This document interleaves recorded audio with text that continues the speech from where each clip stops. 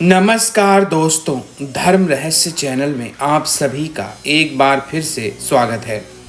तांत्रिक की शमशान भैरवी साधना यह 5वां और अंतिम भाग है। तो चलिए पढ़ते हैं इस पत्र को और आगे की घटना के विषय में जानते हैं। तो गुरुजी, जैसा कि मैंने आपको बताया था कि अब उस शमशान भैरवी शक्ति ने उस व्यक्ति से कहा कि मुझे तुम्हारी पत्नी भोग के रूप में चाहिए, और अगर तुम ऐसा नहीं करोगे तो मैं तुम दोनों को ही नष्ट कर दूंगी और इसमें कोई माफी भी नहीं मिलेगी। इस बात को समझकर उस व्यक्ति ने थोड़ी देर विचार किया और सोचने लगा।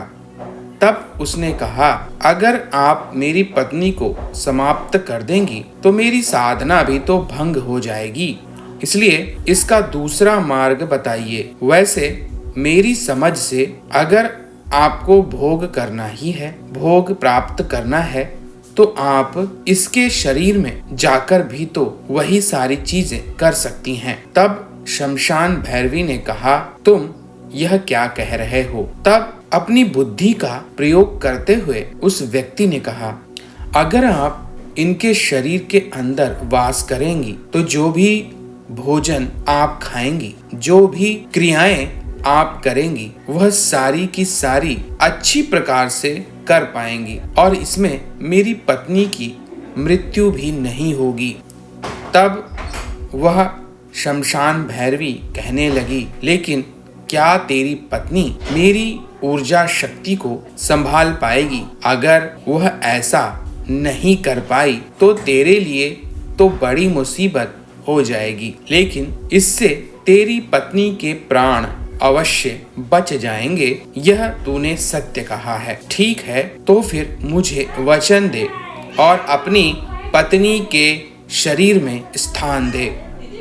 तब उस व्यक्ति ने कहा, हे देवी, आपको भोग चाहिए और समस्त प्रकार की सहायता मेरी आप करती रहिए। मेरे जीवन संगिनी के शरीर में आपका सदैव वास हो। इस प्रकार कहते हुए उसने अपनी मंत्र जाप को संपूर्ण किया और तब तांत्रिक के सामने ही उस शमशान में निवास करने वाली शमशान भैरवी शक्ति उनकी पत्नी के शरीर में प्रवेश कर गई। ऐसा जबरदस्त झटका लगा कि वह स्त्री तुरंत बेहोश हो गई। उसे थोड़ी देर बाद होश आया और कहने लगी, मुझे भूख लग रही है, बहुत समय हो गया मैंने कुछ भी नहीं खाया है, आप मेरे लिए कुछ भोजन लाइए। तब वह व्यक्ति अपनी पत्नी को लेकर घर आ गया। वहां उसने स्वयं मिष्ठान भंडार और विभिन्न प्रकार के व्यंजनों का निर्माण करवाया और उससे कहा, यह सब तुम्हारा ही भोजन है, खाओ। तब वह स्त्री बड़े चाव से बहुत तीव्रता के साथ सारा भोजन चट कर गई। इस प्रकार भोजन करने के बाद भी वह कहने लगी, मुझे अभी भी बहुत भूख लगी है, तुम्हारे पास और क्या क्या है? व्यक्ति उसे कहता है, सुनो, देवी को नियंत्रित करो, क्योंकि शमशान भैरवी इस वक्त तुम्हारे शरीर के अंदर वास कर रही हैं, इसलिए यह सारी भूख उन्हीं की है, इसलिए तैयार रहो, अपने मन को नियंत्रित करना सीखो। तब उसकी पत्नी ने अपने शरीर की इच्छा को दबा दिया। इस प्रकार वह अपनी भूख को नियंत्रित कर पाई, लेकिन शक्ति की सामर्थ्य और ऊर्जा सदैव व्यक्ति धारण नहीं कर पाता है। केवल ध्यान, मंत्र जाप इत्यादि के माध्यम से ही वह उस शक्ति को अपने नियंत्रण में ले सकता है। यह बात सबसे बड़ी कमी सिद्ध होती है अगर साधक तांत्रिक साधनाओं को करता है। तब उसकी पत्नी रात्रि के 12 बजे अचानक से उठ जाती है। देखती है उसका पति गहरी निद्रा में सो रहा है। उसे फिर से बहुत तेज भूख लगती है। किचन में जाकर देखती है वहाँ कुछ भी खाने के लिए नहीं होता है, तो वह बर्तनों को फेंक देती है। उसकी आवाज को सुनकर उसका पति भी जाग जाता है। तभी उसकी पत्नी बड़ी तेजी से दौड़ने लगती है। पति इससे पहले कि उसे पकड़े, उसके शरीर में अद्भुत सामर्थ्य के कारण उसके भागने की गति बहुत ज्यादा तेज थी और वह उसी शमशान भूमि में बहुत जल्दी पहुंच जाती है।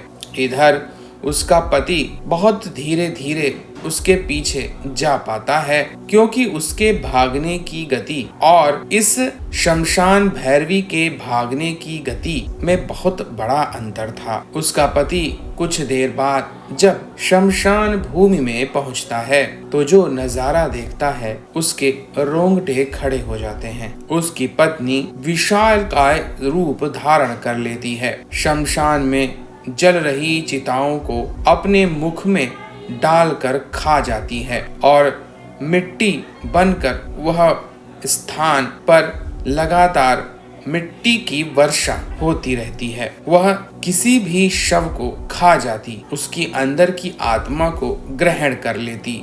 शरीर भस्म हो जाता, राख बनकर मिट्टी में मिल जाता। यह देखकर वह अचरज में आ गया। उसकी पत्नी यह क्या कर रही है? वह जाकर उसके सामने खड़ा हो जाता है। उसका रूप विशालकाय था। उसके सामने बहुत ही छोटे शरीर के साथ उसका पति खड़ा था। तब वह कहती है, आ गए मेरे स्वामी, मैं अपनी भूख से तो तृप्त हो चुकी हूँ, लेकिन मुझे पति सुख भी प्राप्त करना है। आप इस चिता पर बैठ जाइए, मैं आपके साथ रति क्रिया करना चाहती हूँ। यह सुनकर उसका पति एकदम से घबरा जाता है, लेकिन वह कुछ कर पाता इससे पहले उसकी पत्नी उसे अपने हाथ से उठाकर चिता के ऊपर रख देती है और स्वयं अपने शरीर को उस शरीर के बराबर करके उस पर बैठकर रति क्रिया करने लगती है। यह एक विशिष्ट प्रकार की एक तांत्रिक साधना जैसा ही समारोह नजर आ रहा था, जिसमें भोग करते हुए और विभिन्न प्रकार के वहां स्थित शवों का भक्षण वह एक साथ कर रही थी। एक तरफ रति क्रिया के माध्यम से वह आनंदित हो रही थी और वहीं अपने मुख के माध्यम से वह शवों का भक्षण कर रही थी, शव का भोजन बना रही थी। यह क्रिया अद्भुत नजर आ रही थी, लेकिन उसका पति कुछ भी समझ नहीं पा रहा था कि थोड़ी देर बाद ही उसे अपने शरीर के अंदर बहुत तेज गर्मी महसूस होने लगी। उसके शरीर के सभी चक्र जैसे जागृत हो रहे हों। कुंडलनी ऊर्जा उसके शरीर में तीव्रता से ऊपर से नीचे, नीचे से ऊपर की ओर गति करने लगी और उसके सहस्त्रार पर बड़ा जोर का प्रभाव पड़ने लगा। तब उसके दिव्य अलौकिक चक्षु खुल गए। वह दूसरी दुनिया को स्पष्ट देख सकता था। जब उसने आंखें खोली तो उस स्थान पर बड़ी संख्या में बहुत सारी जीव आत्माएं इधर उधर दौड़ रही थीं। वहां पर भूत, प्रेत, पिशाच, विभिन्न प्रकार की इतर योनियां सभी विद्यमान थीं। इधर देवी का स्वरूप बड़ा ऊर्जा से भरा हुआ था। सभी आत्माएं उसे नमस्कार कर रही थीं और दूर उसने जो नजारा देखा वह एक ऐसे द्वीप पर मौजूद स्वयं को देखता है, जो कि समंदर के चारों तरफ बीच में था। दूर में उसे आकाश में भगवान शिव और उनकी पत्नी माता पार्वती दिव्य रूप में दिखाई पड़ रहे थे। वहीं से दैवीय ऊर्जा शक्ति शमशान भैरवी को प्राप्त हो रही थी, जो कि उसी की पत्नी थी। रति क्रिया के माध्यम से उसकी कुंडलिनी ऊर्जा जागृत हो रही थी। यह सब नजारा अद्भुत था। चारों तरफ का वातावरण बिल्कुल अलग था। यह दुनिया मानवीय दुनिया से बिल्कुल अलग थी। यहाँ पर सभी प्रकार की आत्माएं ऊर्जा को ही खा रही थीं। भगवान शिव और माता पार्वती से निकलती हुई ऊर्जा ही उनका भोजन था, जिसको खाकर वह सभी तृप्त हो रही थीं। उन्हें किसी पदार्थ की कोई आवश्यकता नहीं थी। इधर रति क्रिया समागम करती उसकी पत्नी आनंदित हो रही थी। उसके सभी चक्र जागृत होते थे, उनमें तीव्र स्पंदन होता था और उससे एक ऊर्जा बार बार चारों तरफ वहां की अतृप्त आत्माओं को अपने में खींचकर अपनी शरीर में अंदर ग्रहण कर लेती थी। यह सब कुछ अद्भुत था कि तब वह कहने लगी, मैं तृप्त हुई, और इस प्रकार उसने रति क्रिया बंद कर दी। जैसे ही रति क्रिया बंद हो गई, वहां पर सब कुछ शांत हो गया। शमशान का सन्नाटा देखने में बिल्कुल शांत माहौल। उसने देखा उसकी पत्नी अब अपने वास्तविक रूप में लौट आ चुकी थी। तब देवी शमशान भैरवी उस स्त्री के शरीर से बाहर निकल कर आ गई और कहने लगी, मेरी यात्रा तो समाप्त होती है, तुम लोग अपनी यात्रा जारी रखना। मैं अब शिव लोक की ओर गमन कर रही हूँ और मेरी जगह दूसरी शमशान भैरवी इस स्थान पर जागृत हो जाएगी। मेरी शक्तियाँ तुम दोनों के साथ सदैव विद्यमान रहेंगी।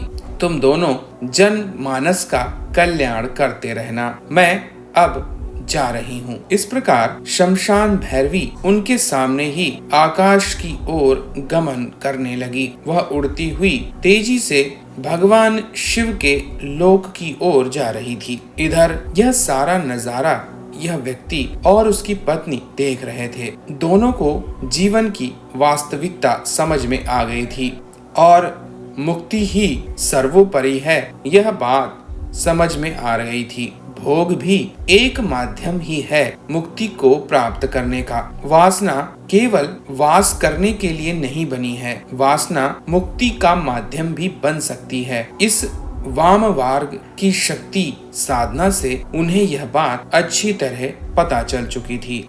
अब से वह दोनों उस शमशान भूमि में ही अपनी कुटी बनाकर रहने लगे। दोनों बहुत देर तक साधना करते रहते थे और इससे कुछ दिनों बाद जब लोग वहां आकर लाशों को जलाते थे तो उनसे आशीर्वाद प्राप्त करते। लोगों की समस्याओं का हल वह करने लगे।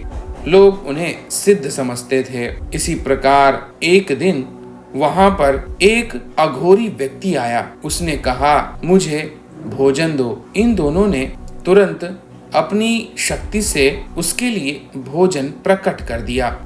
तब वह कहने लगा, मुझे खुद के शरीर का ही कोई भाग दो, वही मैं भोजन करता हूँ, क्योंकि मैं मानव शरीर को ही भोजन के रूप में ग्रहण करता हूँ। यह सुनकर दोनों अचरज में आ गए। दोनों ने एक दूसरे की ओर देखा, आंखों ही आंखों में वार्तालाप किया और एक दूसरे को समझाते हुए कहने लगे, ठीक है। इस प्रकार दोनों ने अपने एक एक हाथ को काटकर उस अघोरी के सामने रख दिया और कहा, लो हमारे शरीर का यह भाग खा लो। यह देखकर अघोरी मुस्कुराने लगा।